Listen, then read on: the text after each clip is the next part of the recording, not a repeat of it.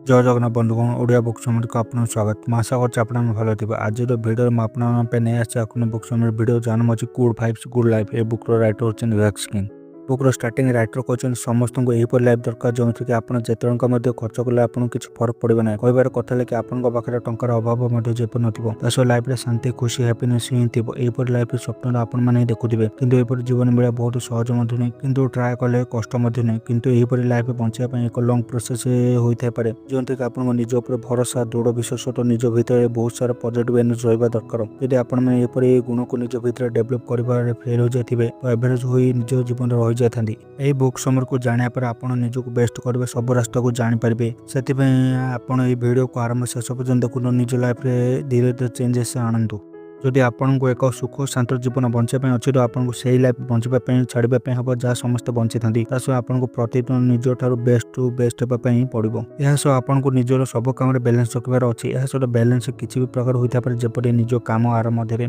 आपन को सेविंग और खर्च मध्य सबकि बैलेंस करने मध्य फेल होबार भय रही है। यह सह आपन को निज लाइफ में बैलेंस रखापी आपन को दुईट जिन ध्यान देवाई पड़ो। आपन जपर अच्छा सेपरी रुहतु तासह जानापी ट्राए करते आपन क्यों योग्य होता है निज लाइफ में कौन डिजर्व करते पाइबा काम करने पड़ो। आपको निज को भल पाइबा द्वारा ग्रोथ को इंक्रीज करता जहाद्वारा आप निज को पावरफुल भावी था। यह सह आपन को लॉ ऑफ अट्रैक्शन पावर को जानापी पड़ो। लॉ ऑफ अट्रैक्शन रे कहबार कथा लगे आपन निज जीवन में जहाँ भी चाहते हैं तार विषय सबको दिन पॉजिटिव चिंता करने द्वारा से जिन होता है आपन लाइफ में से लॉ ऑफ अट्रैक्शन आपन लाइफ में काम करने चाहूले आप सब पॉजिटिव चिंता करार अच्छे किंतु जीवन में सब पॉजिटिव रहा बहुत कष्टकर काम होता है। खास कर से टाइम जो टाइम सब जिन आपन विरोध में होता टाइम यही दुनिया में बहुत एपरी लोक अच्छा जो मैंने कि सब टाइम कौन ना कौन कारण दुखी रही था और सब टाइम निज को दोष दी था कि निज मेंटल हेल्थ को बुझी पार ना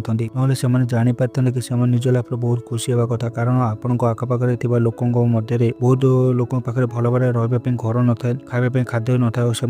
आपण फाइनेंस स्टेटस बहुत भल होता है तापर भी आपण मैंने दुखी था कौन यह सह निज व्यवहार को चेक करूँ आपन सोशल लाइफ में आपण मैंने यहीपरि लोकों सह संपर्क रखापी चाह न था जो मान व्यवहार खराब होता है सेपरि आपन को अन्य व्यवहार को फोकस करने परिवर्ते निज व्यवहार को प्रथम ध्यान दिंतु। आपण मैंने अन्य मान प्रति किपर व्यवहार करते एपरि करने द्वारा आपण मैंने देखिए कि आपण मैंने निज लाइफ में ग्रो करते दुनिया रे आपन जीवन यहीपरि जड़े लोक थे जी कि आपन को पसंद कर यापर भी आपन को ध्यान रखापी हम कि जपरी आपन लाइफ में अधिक भल सुख समृद्धि हो आपन को घृणा करते लोक संख्या बहुत बढ़ी है। यही टाइम आपन को यह शिखापी हम कि निज टाइम एपरी लोक मान पचार खराब करना जो मन कि आपन को आगे गोटे कथा पचार अन्य कथा कही था निज खुशी और सक्सेस रास्ता आपन को आगे बढ़ा दरकार। यही दुनिया में जन्म होता सब लोक पाखे एक लक्ष्य रही है से लक्ष्य एक डिरेमिक फोर्स कर काम करते फल आप एक कम्प्लीट भल जीवन बंची पारे सेहीपरि आपन को निज पर्पज लक्ष्य खोजापी आपन को निज को ही देखापी हम सहित आपण भर कौन सब क्वालिटी अच्छी जहाँ आप दुनिया लोकों सहित सेयार करेंगे यहीपरि भाव में ही आपण मैंने निज लक्ष्य खोजी पारे जहाँ आपण बेस्ट होता है जो पर्यटन आप निज लक्ष्य खोजी पाना तो